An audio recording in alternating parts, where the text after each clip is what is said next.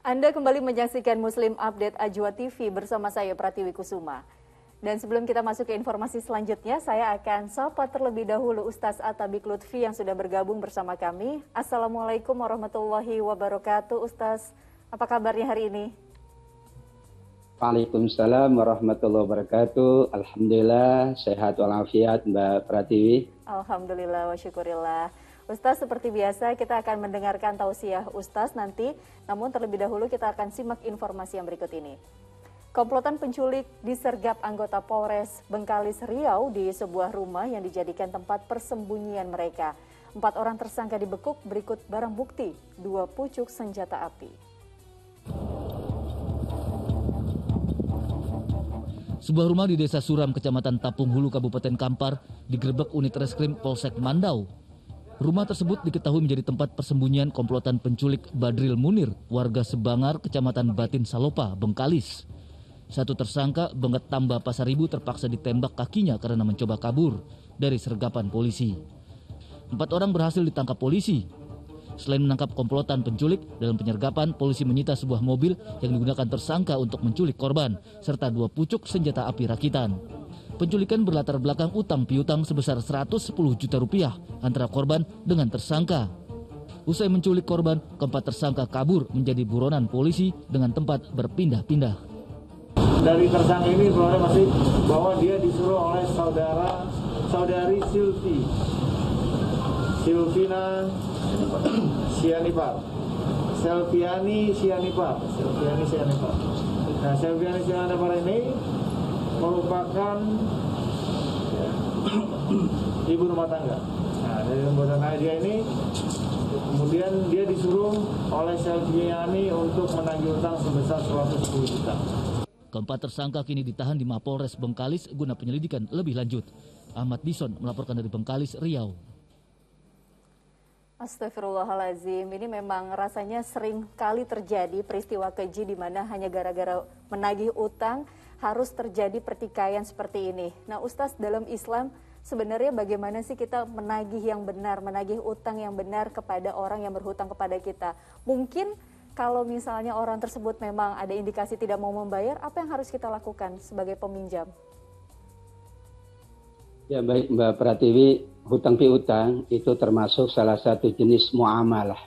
Karena ini muamalah, maka ada prinsip-prinsip, ada etika-etika dan adab-adab yang harus dijalankan.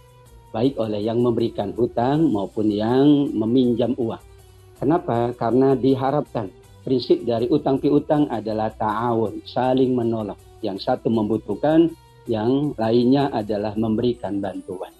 Di dalam surat Al-Baqarah 280, ini merupakan prinsip di dalam hutang piutang bahwa Allah memperkenankan untuk siapapun berhutang, namun manakala ia sudah memenuhi, bahkan sudah mampu, ia diminta oleh Allah segera untuk melunasi hutangnya.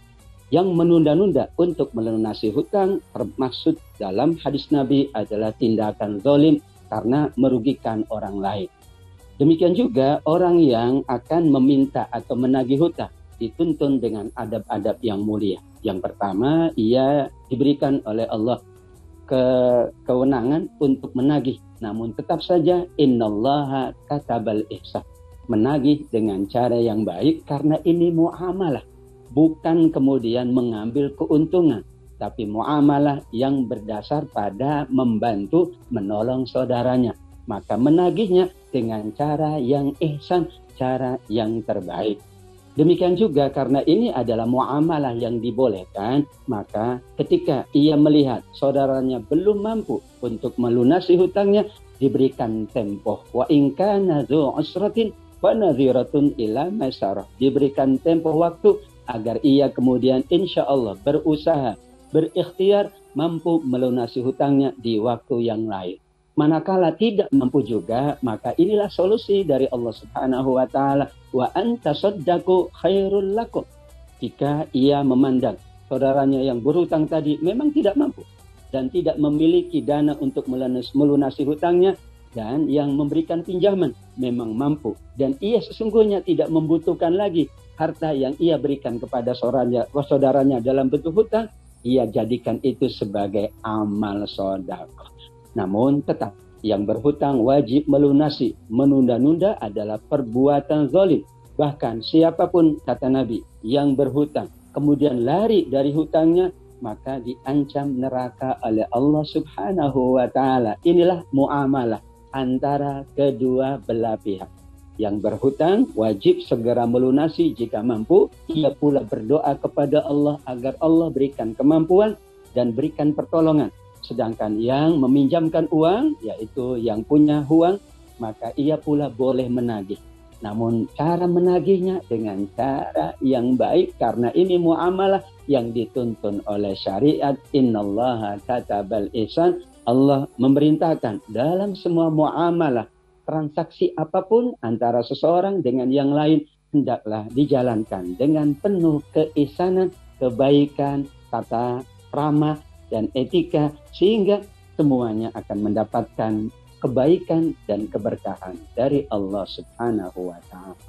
Masya Allah, sebenarnya ini bisa jadi ladang amal sodako seperti yang tadi Ustaz bilang, jikalau memang kita yang sebagai peminjam itu mampu. Tapi kalau misalnya kita lagi sedang tidak mampu, sedang tidak bisa memberikan, kemudian kita juga terdesak oleh kebutuhan ekonomi dan harus mendapatkan uang yang kita pinjamkan kepada orang itu gimana ya Ustaz jalan tengahnya? Apakah kita bisa menerima barang-barang tertentu yang dijadikan jaminan oleh si pengutang ini? Ya, dibolehkan menurut Al-Baqarah 283 untuk seseorang itu memberikan barang yang nilainya sama dengan yang ia pinjam dari saudaranya. Kenapa? Bagaimanapun masing-masing membutuhkan. Saat seseorang membutuhkan, maka wajib pihak yang lain juga membantunya. Padahal ketika ia membutuhkan pertolongan, dibantu oleh saudaranya. Sekarang mungkin ia sangat membutuhkan, maka hendaklah ia bantu. Kalau tidak dengan dana, maka boleh dengan barang yang nilainya sama dengan dana yang dipinjam. Demikian juga Nabi SAW mengingatkan, seseorang yang lari dari hutang itu akan dikejar sampai hari kiamat. Bahkan meninggalnya tidak boleh disolati kalau betul-betul ia lari dari kewajiban melunasi hutangnya. Dan semua kita tentu jika kemudian sudah diberi tempoh waktu sampai 3 kali, kata para ulama, ya dikasih tempoh 1 bulan, ditambah lagi misalnya 1 bulan, ditambah lagi sampai bulan yang ketiga, maka kita lihat apabila ia betul-betul tidak mampu, tadi solusi sedekah. Tapi kalau ia mampu dan ada barang-barang yang lain, dibolehkan untuk mengganti dengan barang tersebut. Asasnya adalah yang satu membantu, yang satu dibantu. Mungkin pada waktu yang lain, yang membantu tadi dibantu oleh yang dibantu. Sehingga itulah prinsip saling tolong-menolong dalam transaksi yang bernama hutang piutang, insya Allah. Masya Allah, kuncinya adalah tolong menolong, insya Allah jadi ladang pahala untuk kita semuanya. Amin ya Rabbal Alamin.